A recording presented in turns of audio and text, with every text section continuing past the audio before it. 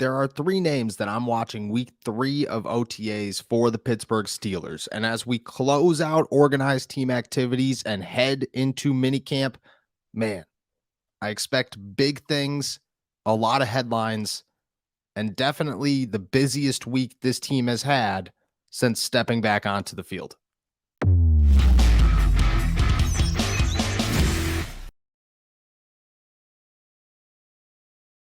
What's going on, everybody? I'm Noah Strackpine. Thank you for jumping on to Steelers to Go, your daily to-go cup of Pittsburgh Steelers news and analysis. Find us on youtube.com/all Steelers talkers. Subscribe anywhere you get your podcast. Today, we're talking about the three names that I'm looking forward to in week 3 of Steelers OTAs. We are about to close out OTAs for the Pittsburgh Steelers, head to minicamp, one final week, and with it, I expect big things. Last week, things heated up. It was the beginning of a ramp.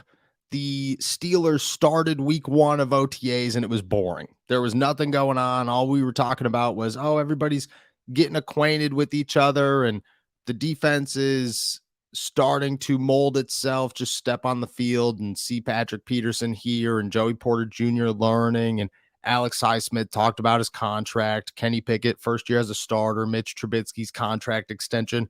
Boring headlines. Week 2, we got a little bit of juice.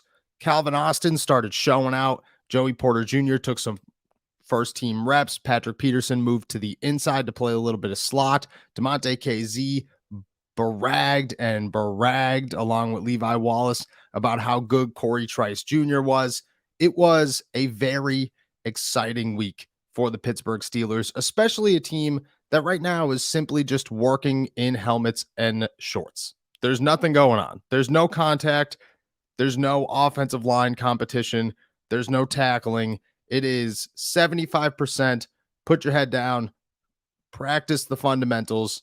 Come out of this better than you went into it. But really, don't get hurt. That's the biggest thing. Stay healthy. Week 3, you start to accelerate all of that. Just like week 2 did. You started to get your feet wet in week 1. In week 2, you started making plays. In week 3, this is a team. We are here. They understand the playbook. They get what's going on. They have an idea of how practice is being handled. And for the final week, the final time that they could show out before minicamp, and then I get it, minicamp's a lot better than OTAs, and then you get your break before training camp. Before the final time in OTAs, that last little ramp-up period, we should see the most exciting week of football the Steelers have put on in these last 3 weeks to a month.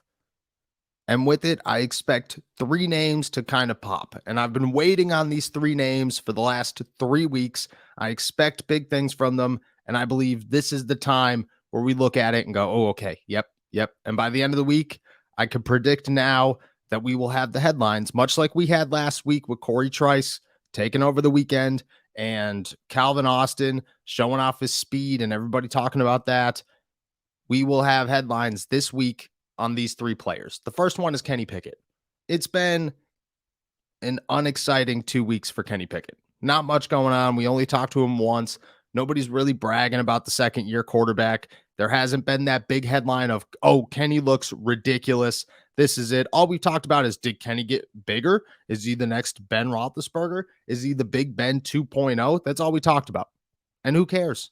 It's OTAs. Everybody looks a little bit different than they looked during the season because you had a whole offseason to get in the best shape of your life, and then you will slowly regress from that shape as the season moves on and you have less and less time to put your body through weightlifting and all this intense exercise and so on and so forth because you're so banged up and focused on recovery. I expect this week to be more about Kenny Pickett's play. I expect George Pickens to be on the field and active. I expect Deontay Johnson to be on the field and active. I expect Calvin Austin to be ready to fully go and fully accelerate and fully take off. I expect Pat Freiermuth and Darnell Washington and Connor Hayward to all be familiar with each other. The offensive line looks fine. Jaylen Warren has a bigger role.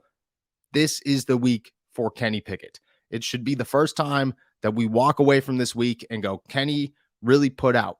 And don't get me wrong, The defense looks so good and has so much talent on paper that it's got to be tough for a second-year quarterback, no matter who you are, to go up and face this first-team defense. It can't be easy. And I keep saying that to myself. Every time a day passes and we aren't talking about Kenny Pickett, I just say, yeah, man, but the defense looks really good. Really good. And when guys like Corey Trice Jr. are making headlines, it just means that they look even better than you even imagined, than you could have anticipated.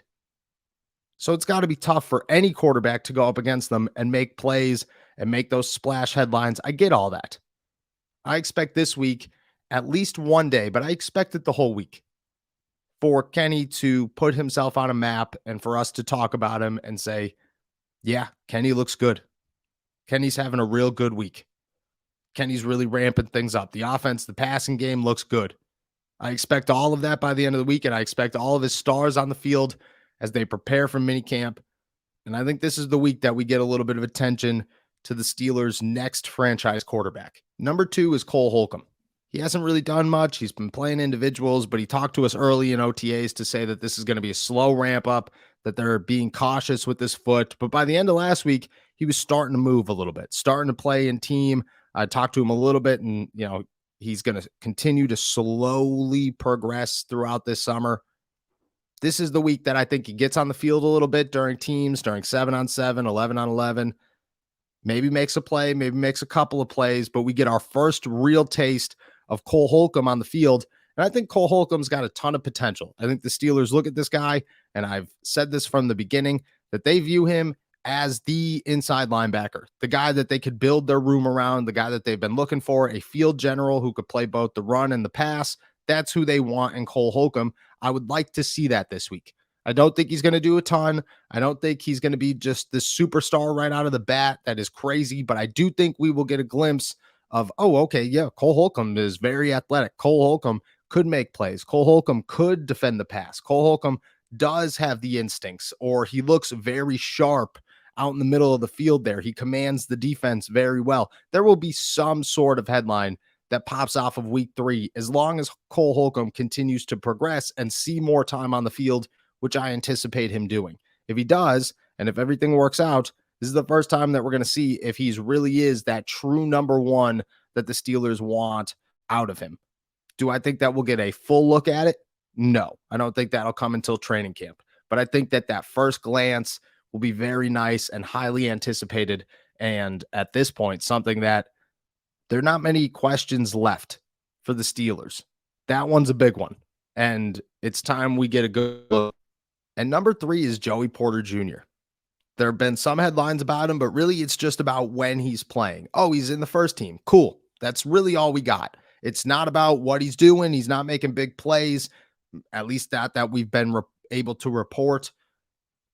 I think that week 3 brings some splash for this kid, for him to get an opportunity to say, okay, look, I have these first team reps. I'm getting a little bit more comfortable with the defense. I understand. He told me that every day the game is slowing down for him, and every single day things are getting a lot easier. He's been battling out with Pat Freiermuth, the little Penn State on Penn State crime, as I like to call it, and he's pretty much even in that battle. And I think that's a huge start to come out here and be able to shut down to some degree one of the best tight ends in football. This is the week where it all kind of clicks. And I expect him to get many more first team reps, kind of start to really work with that first team as Patrick Peterson moves inside and the Steelers really test that out. And I think he comes up with a couple of plays, at least one, but I think a couple. And I expect him to have a day or a couple of days or a week where we really have to talk about it. And we have to sit down and we have interviews from other guys and him about such a great performance from a rookie and how excited guys are about him. I expect that to be this week. Joey Porter Jr. looks very fluid out there. He looks like a guy who is ready to learn. Mike Tomlin amps this dude up all the time. All the time. I asked him, I went up to Joey Porter. I asked him 2 questions. I said, it was the last day of week 2. I knew everybody wanted to get out of there. I wanted to get out of there. I went up, said, hey, talk about Pat Freiermuth and your battles with him on the field so far. And he laughed and he said, I got to win those because if not, he's going to text everybody from school. Hilarious. And then I said, Mike Tomlin seems to be getting on some people. Seems to be really firing up the crowd. He's got a little spark under him. And Joey laughed and he said, yeah, he does. He's getting me. He's getting me. But he's getting me and it's driving me and it's telling me what to do and it's firing me up. That's all you want to hear, man. You know what they always say? If nobody's talking to you, you should be nervous. If Mike Tomlin is on your butt all the time, you should be excited. Joey Porter Jr.'s got all the potential in the world. He's got a coach that's lighting a flame under this kid. He's learning from Patrick Peterson. He's getting first-team reps. Everything is moving so smooth for this guy. This is the week that big plays happen. This is the week that we say, ooh, okay. And it'll be really cool to see the Steelers have a day where Kenny Pickett balls out and then a day where Joey Porter Jr. balls out. It would be very nice to see, both sides of this team look really good and are having really good days. And they're splitting those really good days because that's what the Steelers want. They want offense to win Monday, defense to win Tuesday. Joey Porter Jr.'s got to win a day. I expect that to happen this week. I expect week 3 of OTAs to be the best week we've had so far. I expect week 3 of OTAs to be exhilarating and have some splash and plenty of headlines and plenty to watch and plenty to build upon as the Steelers move into minicamp. I expect this to be the week. I expect this to be the most exciting week we've had so far, and so far it hasn't really been a letdown of OTAs. But I think it keeps going up, and it's going to be a good week, with those 3 names being ones that you should watch for.